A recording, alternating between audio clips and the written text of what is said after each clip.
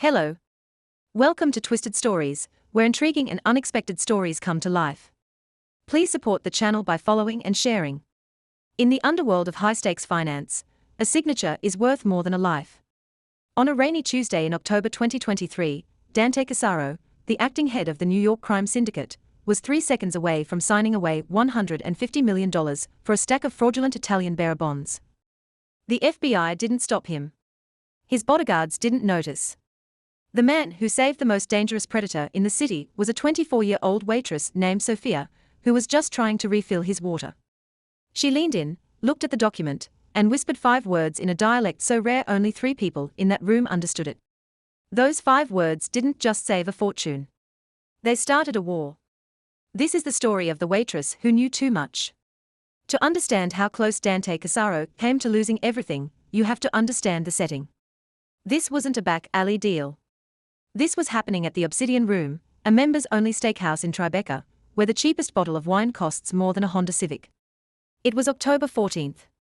The humidity in New York was stifling, but inside the air was conditioned to a crisp 68 degrees. Dante Cassaro sat at the corner booth. Table 9, the one with the direct view of the entrance and the kitchen, strategically chosen for security. Dante isn't your grandfather's mob boss. He doesn't wear tracksuits. He wears bespoke Tom Ford, holds an MBA from Wharton, and runs Cassaro Logistics, a shipping empire that moves legitimate cargo by day and launders the syndicate's cash flow by night. He is 34, ruthless, and terrifyingly intelligent. Sitting across from him was a man named Silas Vane. Silas Vane was a ghost in the banking world. He was a broker for the grey market. Old money aristocrats trying to liquidate assets without alerting tax authorities. Vane was polished, silver-haired, and oozing the kind of confidence that comes from never having been punched in the face. "The bonds are authenticated, Mr. Cassaro," Vane said, sliding a heavy leather portfolio across the mahogany table issued by the Banco de Sicilia in 1947. "Bearer bonds Reconstruction era. Whoever holds the paper owns the gold. 150 million payable upon presentation in Zurich." Dante didn't touch the papers yet. He took a sip of his Pen Noir. He was looking for a way to park a massive influx of cash before a federal audit hit his logistics firm. These bonds were the perfect vehicle, portable, untraceable, and historically valuable. "My team has reviewed the digital scans," Dante said. His voice a low baritone that barely carried over the clatter of silverware. "But I want to see the physical watermarks." Naturally, Vane opened the portfolio. Inside lay 3 sheets of parchment, yellowed with age, covered in intricate Italian calligraphy and official stamps. They smelled like dust and old money. To the untrained eye, they were masterpieces. To Dante, who had grown up speaking Italian with his grandmother, they looked legitimate. Enter Sophia. Sophia, last name withheld from the employee roster for safety reasons, though she went by Richie on her tax forms, was invisible. That was her superpower. She was 24 with dark hair pulled back into a severe bun, and a uniform that was 2 sizes too big, deliberately hiding her figure. She kept her head down. She moved silently. She was the perfect waitress because she didn't exist. But Sophia wasn't just a waitress. She was a doctoral candidate in linguistics at Columbia University, who had lost her funding 3 months prior due to a departmental scandal she had nothing to do with. She was broke, desperate, and working double shifts to pay rent in Etruria. More importantly, her thesis was on Sicilian dialects and administrative syntax of the post-war era. You literally could not have scripted a worse waitress for Silas Vane to encounter. Sophia approached table 9 with a picture of ice water. She knew who Dante Cassaro was. Everyone in the restaurant did. The staff had been briefed. Don't look him in the eye. Don't speak unless spoken to. Refill the glass before it hits the halfway mark. She moved to pour water into Dante's crystal tumbler. As she leaned in, her eyes drifted to the table. It was a reflex. She read everything. Menus, receipts, text messages on phones left face up. Her gaze landed on the center document. Certificato de Obligation, Parmo, 1947. She froze. The water picture hovered in midair. The text on the bond was beautiful. It was majestic. And it was impossible. Her heart hammered against her ribs. She should walk away. This was Dante Cassaro. If she embarrassed him or if she interrupted a deal, she could lose her job or worse. She knew the stories. People who annoyed the Casaro family tended to have accidents. But Sophia had a flaw. She couldn't stand bad grammar. And she certainly couldn't stand a lie. Dante reached into his jacket pocket and pulled out a fountain pen. The black resin caught the light. He uncapped it. Silas Vane was smiling. A tight predatory smile. He was watching the pen. Dante placed the tip of the pen on the transfer line. Sophia didn't think. She acted on instinct. Questo falso. She whispered. The sound was barely audible, but in the bubble of tension around the table, it sounded like a gunshot. Dante stopped. The pen hovered millimeters from the paper. He didn't look up immediately. He just froze. Silas Vane blinked, his smile faltering. Excuse me. Vane snapped at her, his accent clipping the vowels. We are in a meeting. Leave us. Dante slowly lifted his head. He ignored Vane. He looked directly at the waitress. For the first time, he actually saw her. He saw the terrified brown eyes, the white knuckles gripping the water pitcher, the slight tremble in her lip. What did you say? Dante asked. His voice was terrifyingly calm. Sophia swallowed hard. Her throat felt like sandpaper. She realized she had just stepped off a cliff. There was no going back. I said it's fake, she said, switching to English, her voice shaking but clear. This document, it's a forgery. Vane laughed, a harsh barking sound. This is absurd. Dante, your staff is drunk. Get her out of here. Dante didn't move his eyes from Sophia. Put the water down, he commanded. She set the picture on the table with a clink. Explain, Dante said. You have 10 seconds. Sophia took a breath. She pointed a shaking finger at the third paragraph of the bond. The document is dated 1947, issued in Parmo, she said, her scholar's brain taking over the fear. The text is written in a formal bureaucratic dialect. But look here at the clause regarding the bearer's rights. It uses the phrase aggran's duty. That is a standard Italian legal phrase. So Vane scoffed, it's a legal document. No, Sophia said, gaining speed. In 1947, the regional administrative documents of Sicily, specifically financial bonds issued by the Banco de Sicilia, didn't use standard Italian for that specific clause due to the separatist statutes of the time. They used the Sicilian legal vernacular. It should say pigurante duty or use the specific Paolino syntax of that year. She looked at Dante. And there's one more thing. The ink stamp at the bottom, it says Rayon Siciliana. But in 1947, during the provisional government months before the Constitution was fully ratified in 48, the official stamp for bonds was Alto Casariato. This document uses a stamp that wasn't created until 1952. Silence. Absolute suffocating silence. Sophia realized she was sweating. Whoever made this, she whispered. Used a Google Translate version of history. They didn't check the regional archives. Dante Casaro turned his head slowly. He looked from the terrified waitress to the polished piece of paper. Then he looked at Silas Vane. The color had drained from Vane's face. A small bead of sweat trickled down his temple. The arrogance was gone, replaced by the primal fear of a man who realizes the lion has woken up. Is she right, Silas? Dante asked softly. She's a waitress, Dante. Vane sputtered, standing up, his chair scraping loudly against the floor. She's lying. She's probably working for the gallows. This is insane. I represent the oldest banking families in Dante moved so fast Sophia didn't even see it happen. One moment, Dante was sitting. The next he had lunged across the table. He grabbed Silas Vane by the lapels of his $3,000 suit and slammed him back down into the booth. The table shook. The water pitcher tipped over, spilling ice water all over the bonds. The ink on the 1947 document didn't hold. Real vintage ink binds to the fibers. This ink, modern inkjet dye, began to bleed immediately, turning the priceless bond into a purple, blurry mess. Dante looked at the bleeding ink. Then he looked at Vane. Inkjet? Dante muttered. You tried to sell me a $150 million lie printed on an Epson. Vane gasped for air, his eyes bulging. Dante, please, I can explain. I was forced. Dante released him with a shove of disgust. He stood up, smoothing his jacket. He signaled to two large men standing by the bar. His security detail, Rocco and Leo. Take Mr. Vane to the kitchen. Dante said, his voice void of emotion. He has a lot of explaining to do. Use the meat locker. It's soundproof. As Rocco and Leo dragged a kicking and screaming Silas Vane towards the back of the restaurant, the other diners stared, fork suspended in midair. Dante turned back to Sophia. She was hugging a tray to her chest, looking like she wanted to dissolve into the floor. Dante stepped closer to her. He towered over her. He smelled of sandalwood and gun oil. "What is your name?" he asked. "Sophia," she squeaked. "Sophia," he repeated, testing the word. "You speak the Permiano dialect perfectly.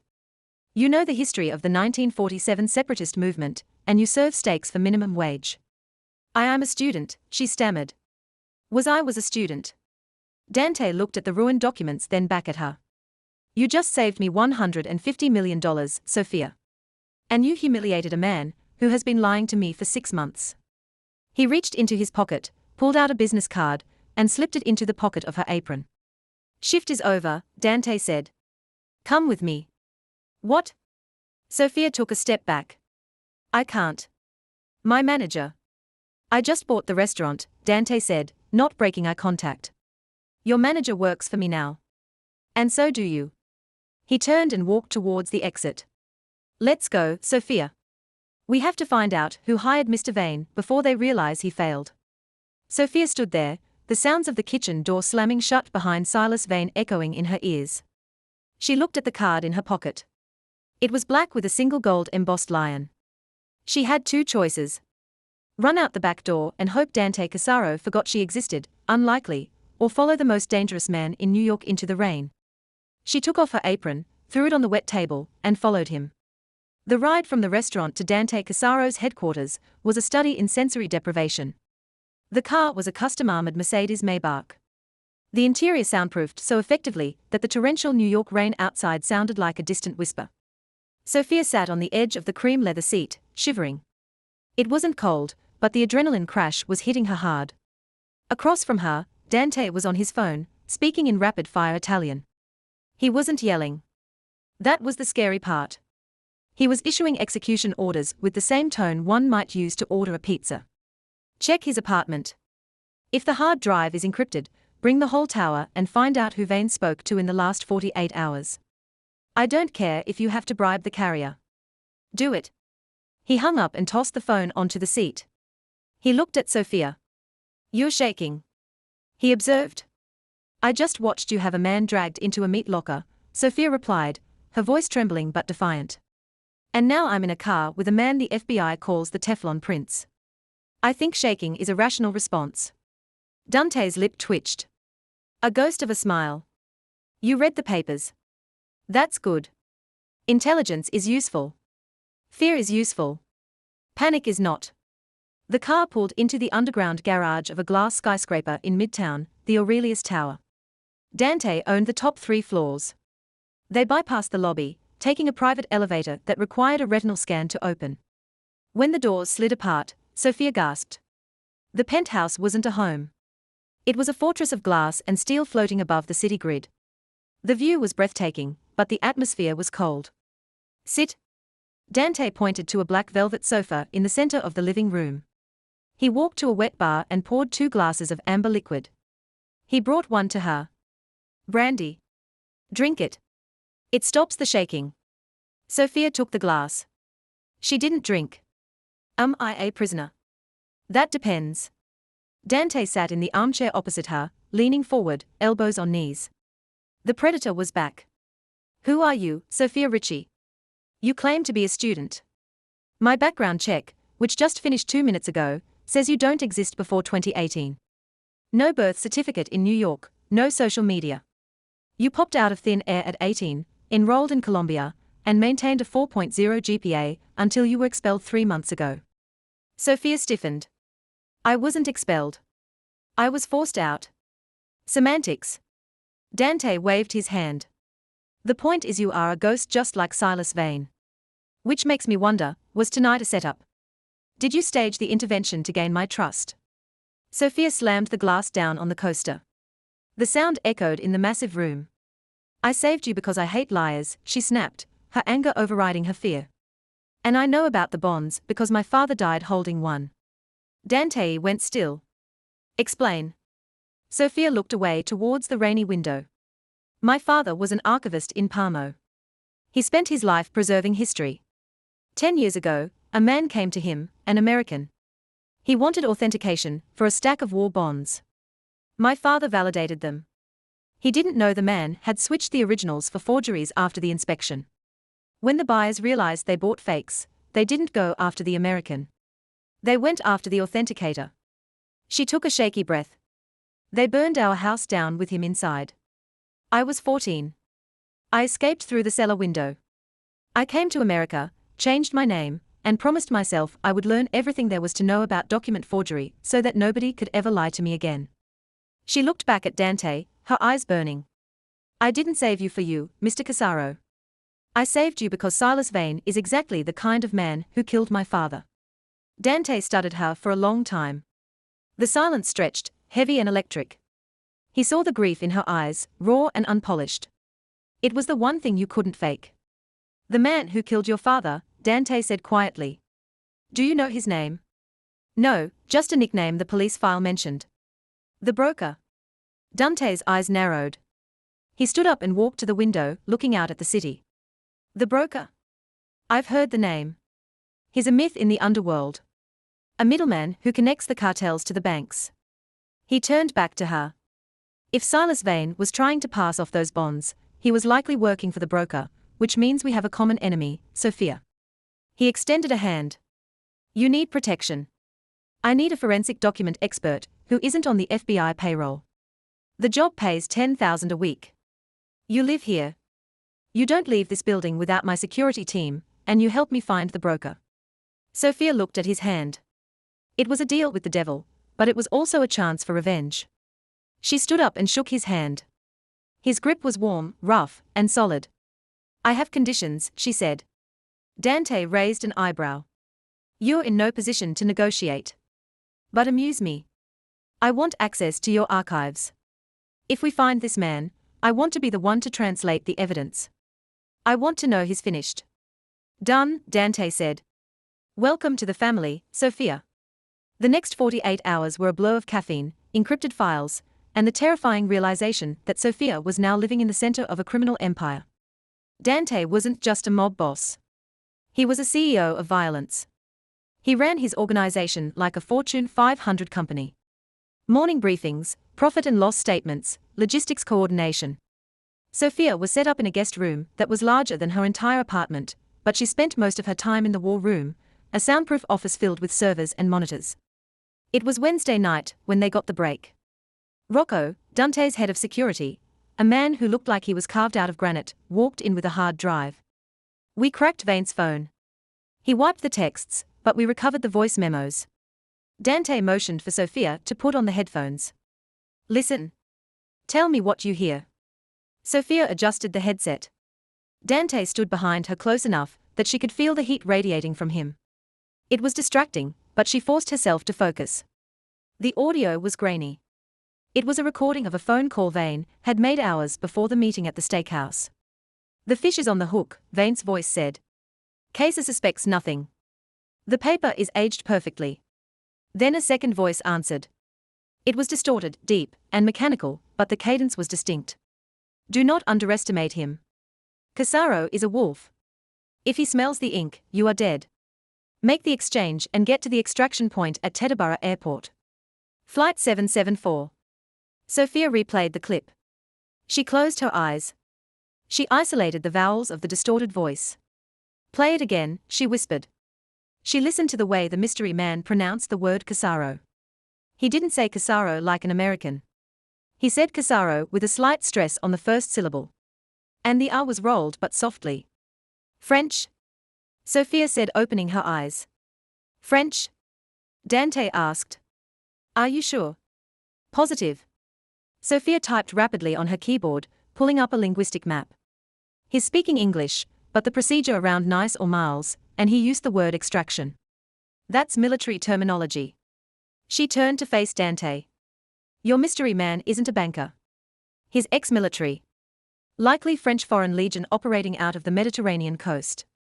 Dante looked at Rocco. Who do we know in Marseilles who deals in high-end fraud? Rocco frowned.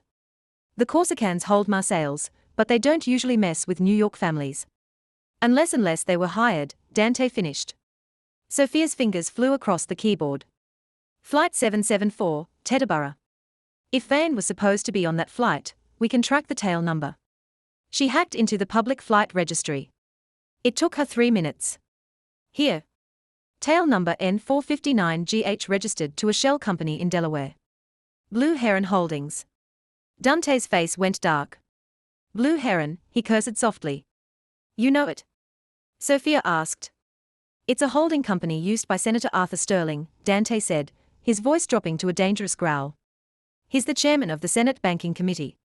He's supposed to be the guy cracking down on money laundering.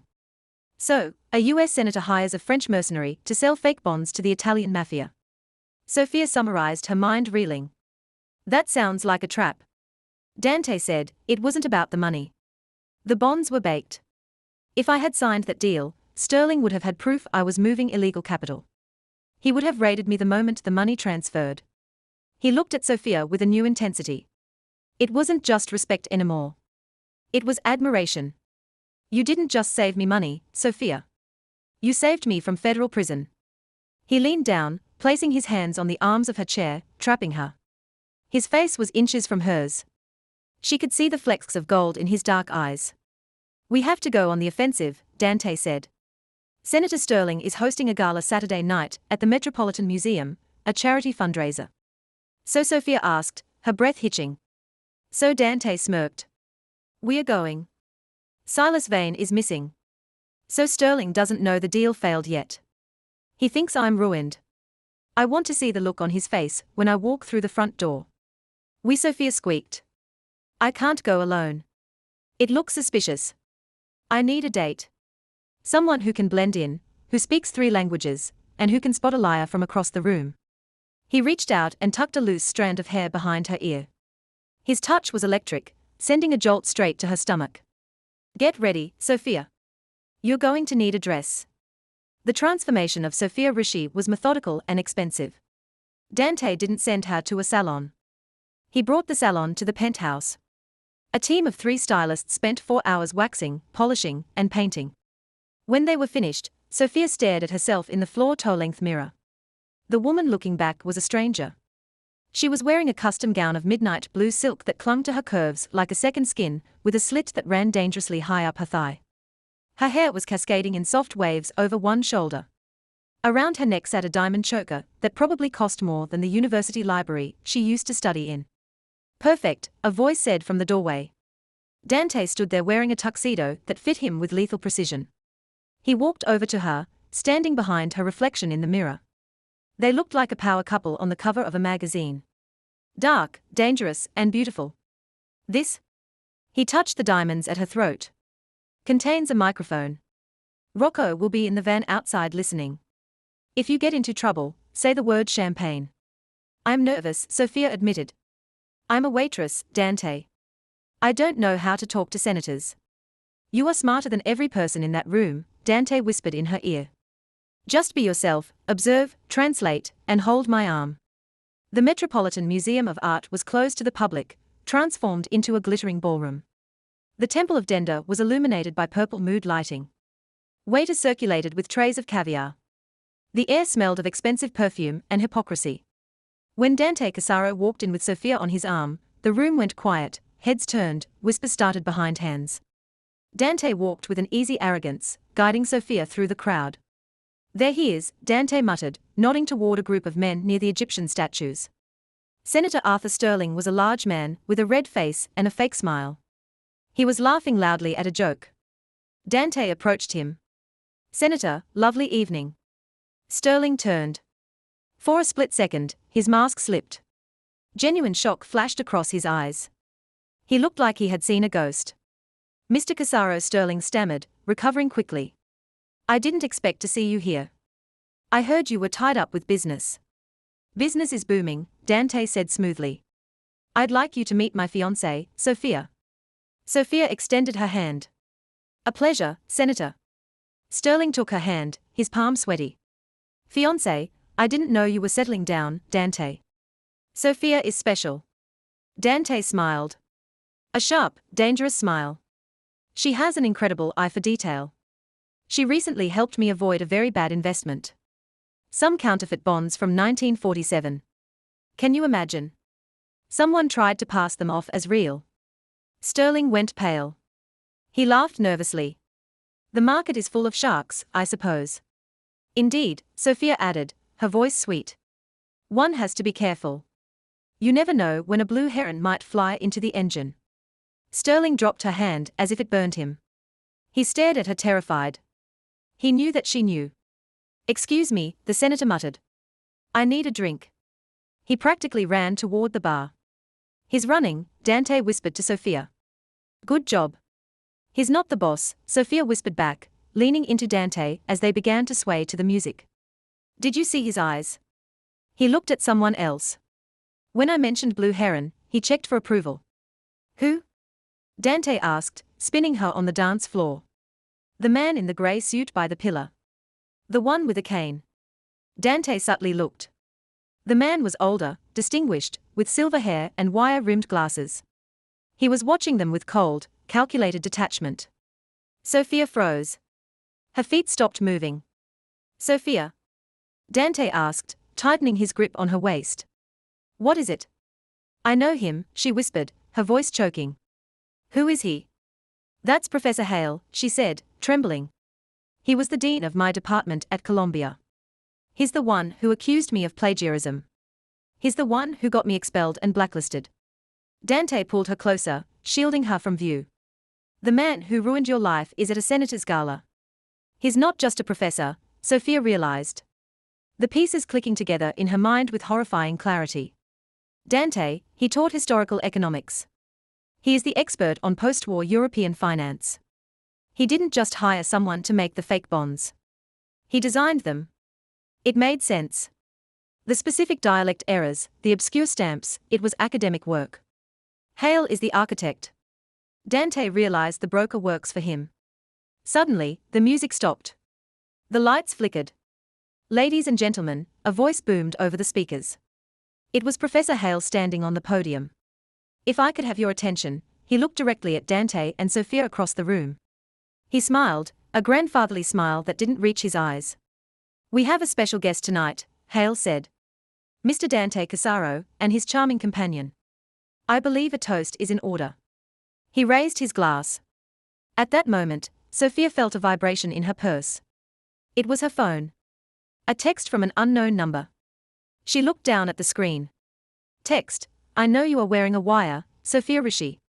Walk to the east exit alone, or I release the video of your father's death to the press. You have 60 seconds. Sophia gasped.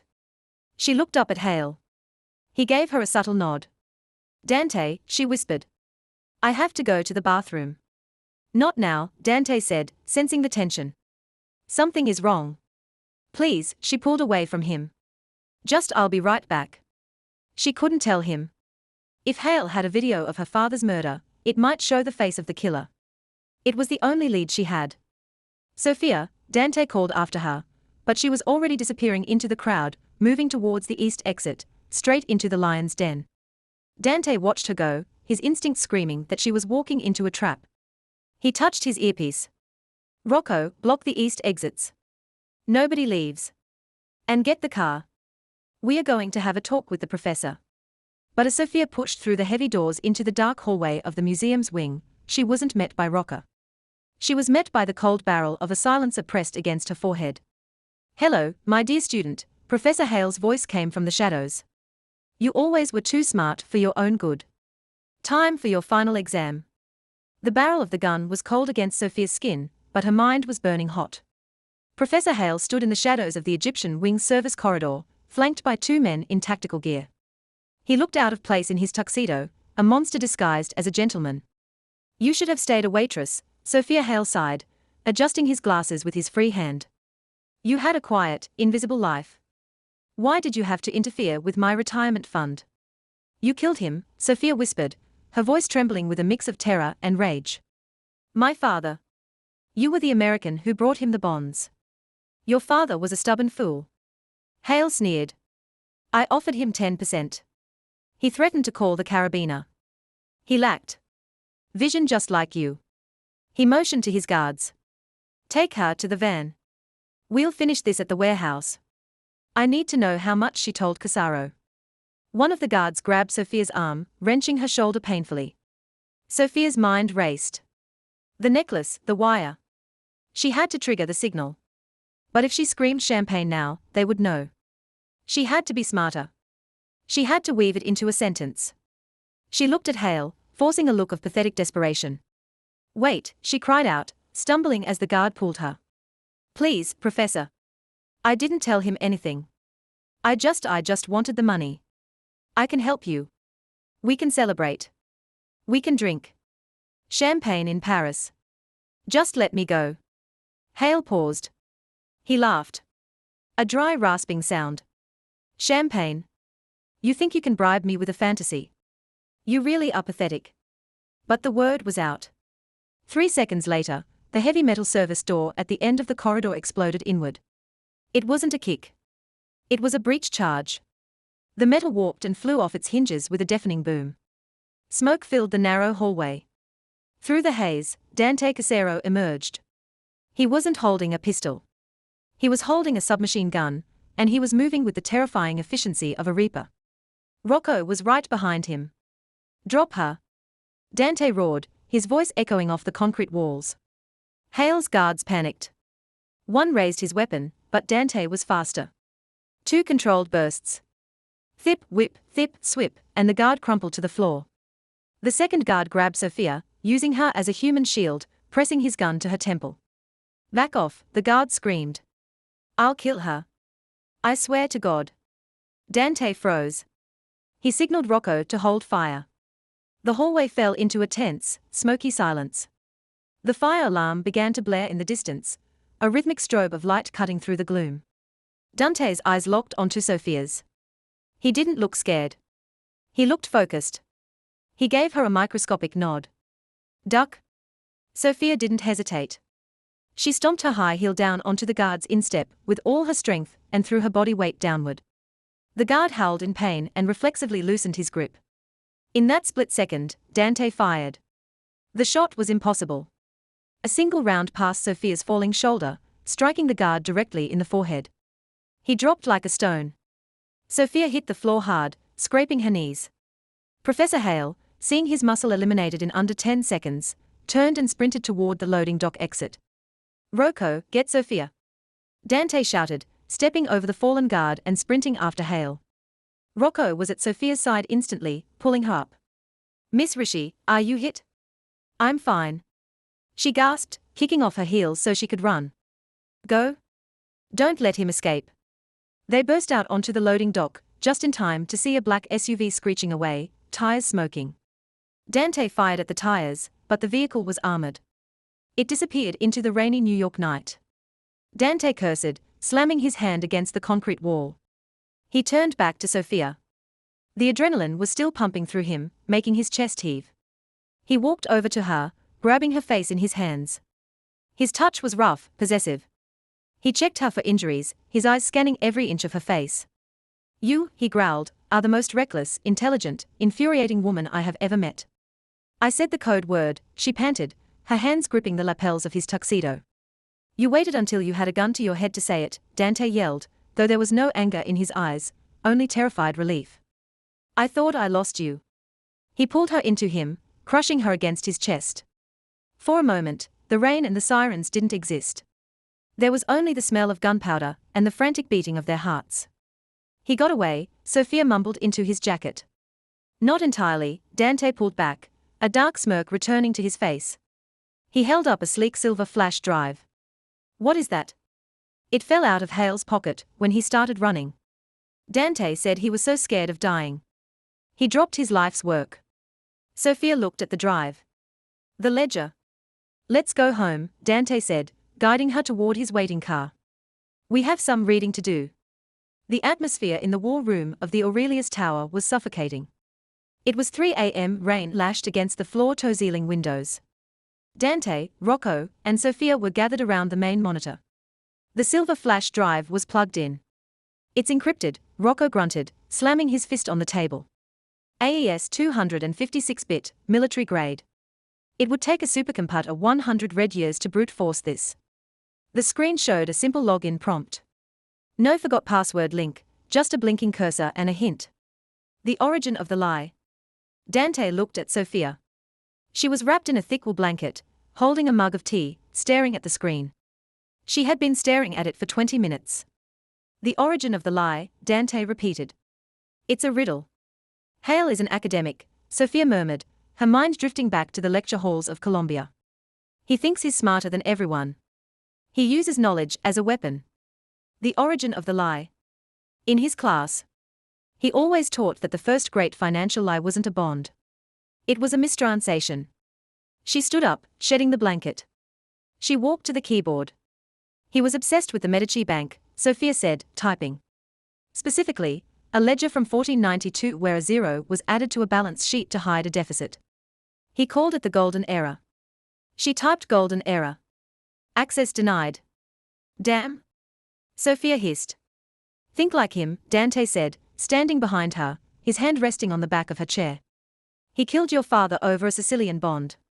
He tried to sell me a Sicilian bond. His obsession is Sicily. Sophia's eyes widened. The bond he showed you, the fake one. It had a date, October 14, 1947. So Rocco asked. October 14, 1947 isn't just a random date, Sophia said, her fingers hovering over the keys. It was the day the Regional Assembly of Sicily passed the vote on the special statute, the law that gave the island autonomy.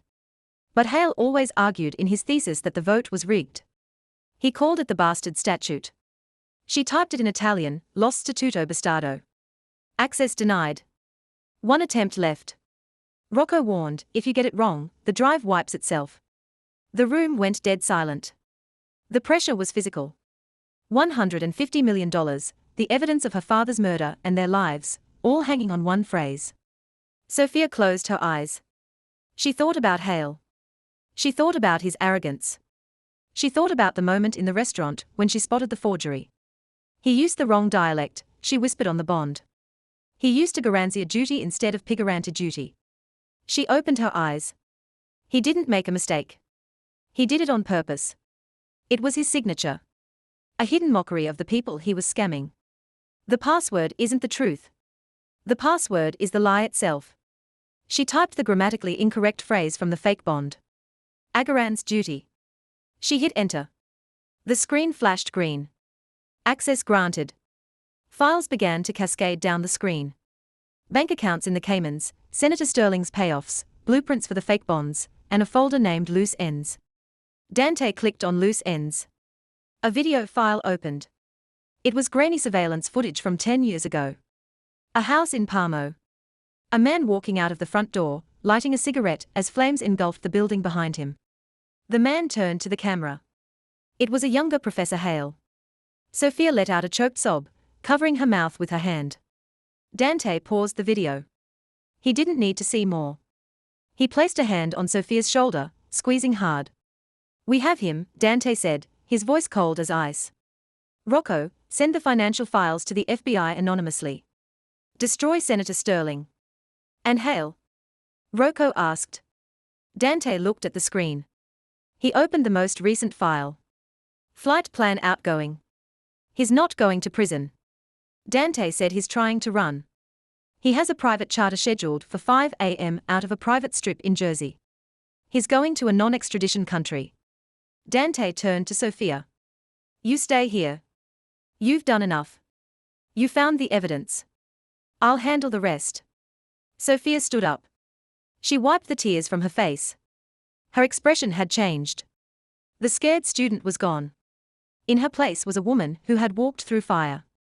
No, she said. Dante looked at her surprised. Sophia, this is going to be violent. I'm not going to arrest him. I know, she said. She walked over to the table where Rocco had laid out the weapons. She picked up a heavy pistol. She didn't hold it like a gangster. She held it like a heavy, dangerous tool she didn't want to touch, but had to use. He killed my family, she said, looking Dante in the eye. I've spent 10 years running from him. I'm not watching from a monitor while you end it. I'm coming with you. Dante stared at her. He saw the resolve in her jaw. He realized he couldn't stop her even if he wanted to. And God help him. He didn't want to stop her. He wanted her by his side. She was his equal. Rocco, Dante said, never leaving Sophia's gaze. Get her a vest. He walked over to Sophia and took the gun from her hand. He checked the chamber, engaged the safety, and handed it back. If you come, Dante said, you do exactly what I say. No heroics. We end this and we walk away. Together. Together, she repeated. Dante grabbed his coat. Let's go catch a plane. The aerostrip in Teterboro was a desolate stretch of wet asphalt, illuminated only by the strobe lights of a waiting Gulfstream jet. The engines were already whining, a high-pitched scream cutting through the pre-dawn mist. Dante's Maybach didn't just drive onto the tarmac. It invaded it. Rocco drove straight at the nose of the plane, swerving at the last second to block the runway, tires screeching. Before the car even stopped, Dante was out. The rain soaked him instantly, plastering his hair to his forehead. He raised his weapon, aiming directly at the plane's open staircase. Cut the engines. Dante roared. The pilot, seeing the heavy weaponry, didn't argue. The turbines winded down into silence. At the top of the stairs, Professor Hale appeared. He was holding a briefcase, the physical backup of his fortune.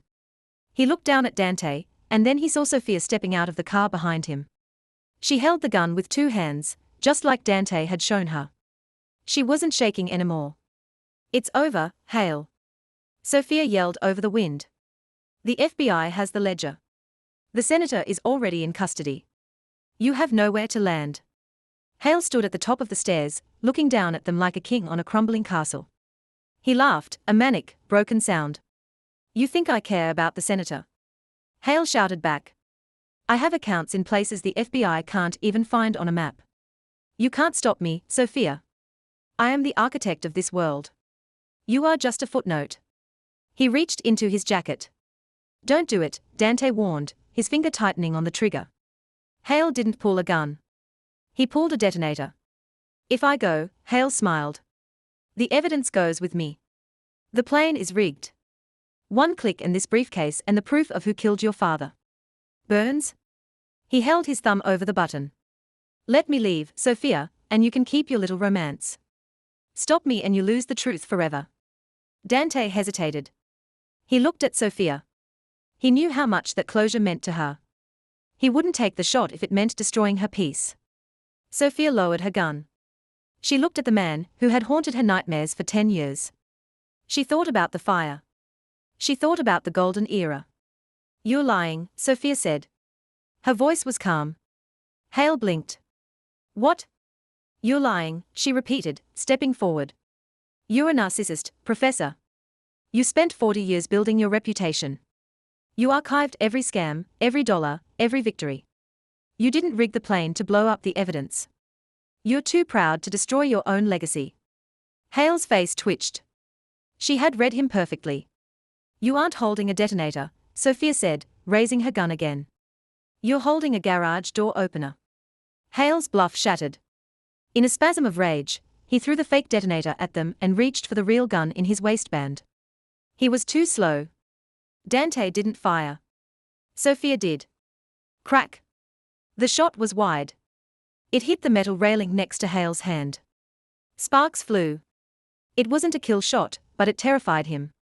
He stumbled back, tripping over his own feet, and tumbled down the metal stairs, crashing onto the wet tarmac at Dante's feet. Dante stood over him, looking down with cold indifference. He kicked the gun away from Hale's reach. Hale groaned, clutching his bruised ribs.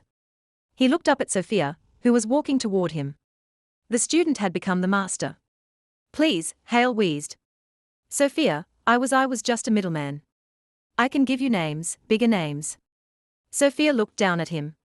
She saw a pathetic old man in a wet tuxedo. I don't need names, she said softly. I have the ledger, she turned to Dante. I'm done with him.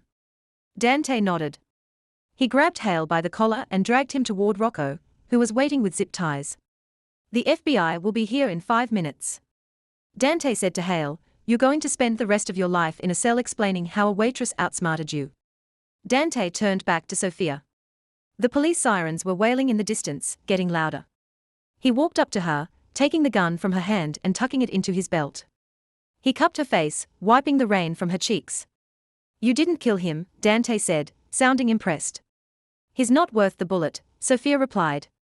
"And besides, I have a thesis to finish." Dante laughed, a genuine warm sound that broke the tension of the night. He kissed her, fierce and claiming, right there on the runway as the red and blue lights of the police cruisers flooded the scene. "Forget the thesis," Dante whispered against her lips. "I have a better job offer for you." "Does it involve waitressing?" she asked, smiling for the first time in days. "No," Dante said, taking her hand as they turned to face the authorities.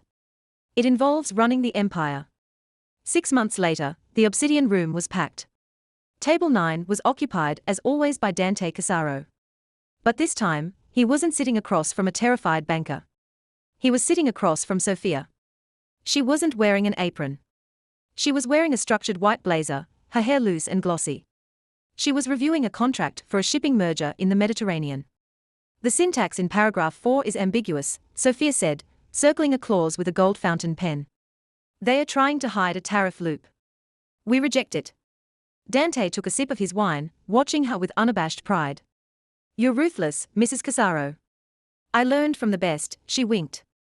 A waiter approached the table, a young man, nervous, trembling slightly as he held the water pitcher. He looked at Dante with fear. Sophia gently placed her hand over her glass. She looked at the young waiter and smiled warmly. "It's okay," she said. "Just breathe and watch the grammar on the specials board. You misspelled prosciutto." The waiter blinked, smiled back nervously, and poured the water. Dante reached across the table and took her hand. The waitress, who knew too much, had become the woman who ruled it all. And the best part, it was all completely real. And that is the story of how Sophia Rishi, a waitress with nothing to lose, used a grammar lesson to take down a multimillion-dollar empire.